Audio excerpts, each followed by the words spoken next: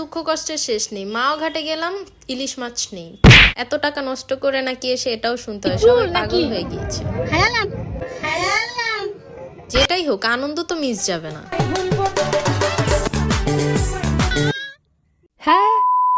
Hello everyone, আসসালামু আলাইকুম। সবাই কেমন আছেন? আশা করছি সবাই খুব ভালো আছেন। আলহামদুলিল্লাহ, আমিও খুব ভালো আছি। বেশ অনেকদিন পরে একটা ভিডিও, যদিও এটা এই বছরের ভিডিও না, 2025 সালের ভিডিও। আমার মতো মানুষ মনে হয় খুব কমই আছে। যাই হোক, 2025 সালের ভিডিও রেখে দিতে দিতে 2026 সাল চলে আসলো।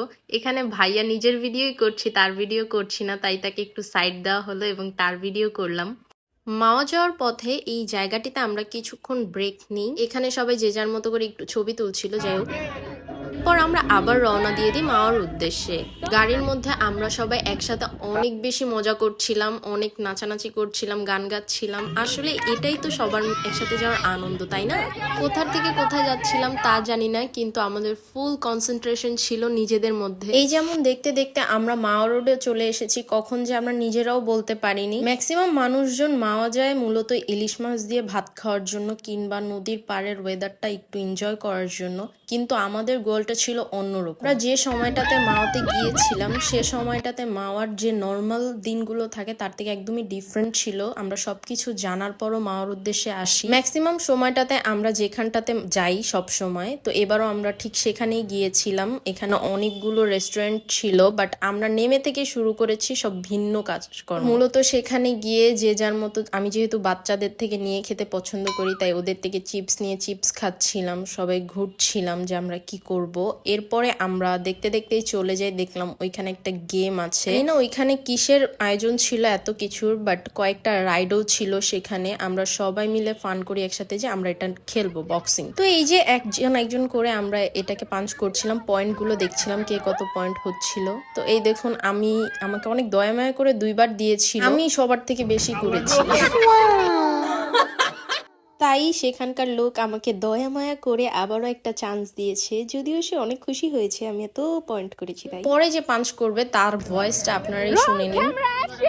এমন ভাব করছে মনে হচ্ছে তিনি একদম সবকিছু পার করে দিবে। এখানে তো মিনিমাম 1000-এর বেশি আর হয় না, তো দেখা যাক সে কি করে। আমি ভেবেছিলাম আমি সবচেয়ে কম, বাট ইনি যে অতিরিক্ত কনফিডেন্স নিয়ে যে ফেল করেছে এটা তার প্রমাণ। আর ভাইয়া, বাপরে বাপ, উনি 2বার পাঞ্চ করেছে, 2বারই একদম হাই স্কোর করেছে। ভাইয়াকে নিয়ে আমরা মজা করছিলাম যে এত এনার্জি তার কোথা থেকে আসলো। সে পরপর এক্সাইটেড হয়ে একবারের জায়গায় সে আরো একবার পাঞ্চ করেছে। আমরাও খুব এনজয় করছিলাম ব্যাপারটাকে।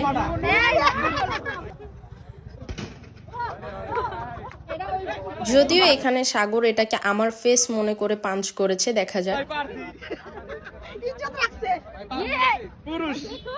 এরপর আবারও ভাইয়া এক্সাইটেড হয়ে বলে যে আমি আবার পাঞ্চ করব। তো এর পরের বারও ভাইয়া একদম হাই স্কোর নিয়েছে। এই গেমটাতে আমরা সবাই অনেক এনজয় করেছি। আর হ্যাঁ, ভাইয়ার 2বার উইনিং এর এটা হচ্ছে তার ট্রফি।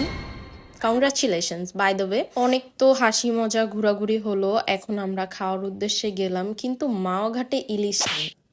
ব্যাপারটা কেমন না? আমরা এইটাকে মাথায় নেইনি। আমরা গিয়েছিলাম ডিরেক্টলি নদীর পাড়টা দেখার জন্য। ওইখানে গিয়ে দেখলাম যে নদীতে পানিও নেই, অনেকটা কম। কি চুল নাকি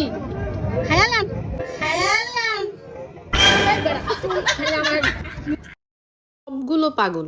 যাই হোক, আমি যেহেতু আসি, আমার চা ছাড়া চলেই না কোথাও, তাই আমরা এটা খাওয়ার পরে চা নিই।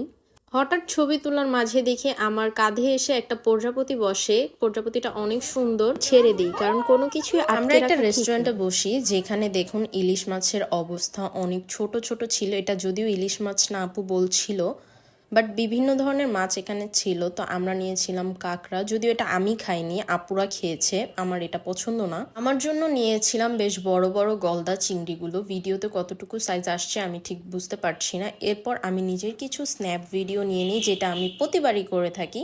এরপর আসি, আমাকে যারা চিনে থাকে বা আমার কয়েকটা ভিডিও দেখেছে, পুরাতন ভিডিও, তারা অবশ্যই এই আপুটাকে চিনতে পারবে। আমরা সবাই এইদিক ওইদিকে এতটা সময় পার করে ফেলেছি যে আমাদের খেতে খেতে দেখেন একদম ভোর হয়ে গিয়েছে, কিন্তু এখানকার ওয়েদারটা আর ভিউটা জাস্ট মাশাল্লাহ। অনেক কষ্টের পর যদিও আমরা ইলিশ মাছ পেয়েছিলাম, বাট সেটার টেস্ট ওইরকম ভালো ছিল না, তাই আর অন্যরকম ভাবে ভিডিও নেওয়া হয়নি। এরপর আমরা ডিসাইড করি সবাই মিলে আমরা নদীটা একটু ঘুরে দেখব। নদীর এত সুন্দর ভিউ দেখে এরপর দেখলাম রোদও উঠে গিয়েছে, তাই আমরা সবাই মিলে একটা ট্রলার নিয়ে নিলাম। এটাকে ট্রলার বলে না কি বলে আমি জানি না। তো যেমন কথা তেমন কাজ, আমরা একটা ট্রলার বুক করে নিই। এখানে সবাই ঘন্টা প্রতি নিজেদের ট্রলারটা বুকিং করে নিয়ে নিতে পারবেন। এখানে আপনারা চাইলে নর্মাল একজন একজন করে উঠতে পারবেন, বাট আমরা যেহেতু মানুষ বেশি ছিলাম তাই আমরা পুরো ট্রলারটা নিজেরাই বুকিং করে নিই। তো এই ছিল, দেখুন কত পরিমাণে রোদ ছিল, বাট ভিউটা ছিল মাশাল্লাহ। আমরা সবাই অনেকটা এনজয় করি, আর আমি যেখানে আছি সেখানে একটু উল্টাপাল্টা কাজ তো হবেই।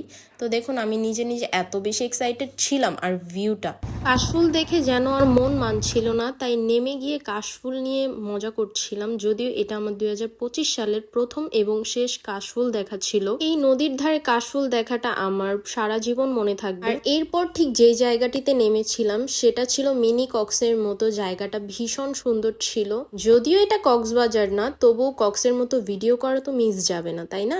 বড়দের সাথে সাথে বাচ্চারাও জায়গাটাকে অনেক বেশি পছন্দ করেছে। মাওয়া দিয়ে যাওয়া আসা হয়েছে বেশ বহুবার, কিন্তু এমন ভাবে নদী ঘোরা হয়েছে মনে হয় এই একবারই। যাই হোক, এবার আসি মাওয়া গিয়ে কেন ইলিশ মাছ পাবো না যেন আমরা মাওয়া গিয়েছিলাম। জোর শেষ দিকে ইলিশ মাছ পাওয়া যাবে না, এটাই স্বাভাবিক, তবুও আমরা লাকের জোরে পেয়ে গিয়েছিলাম। সেদিনের সবকিছুই আমার অনেক বেশি পছন্দের ছিল, কারণ সেদিন আমরা যা যা করেছিলাম সবকিছু আমার পছন্দ মতো ছিল। নদীর পাড় এবং পাড়ে বসে চা খাওয়া, ওভারঅল অনেক ভালো লেগেছে। তো এটা ছিল আমার 2025-এর লাস্ট ভিডিও, যেটা আমি 26-এ আপলোড করলাম। তো সবাই ভালো থাকবেন, আল্লাহ হাফেজ।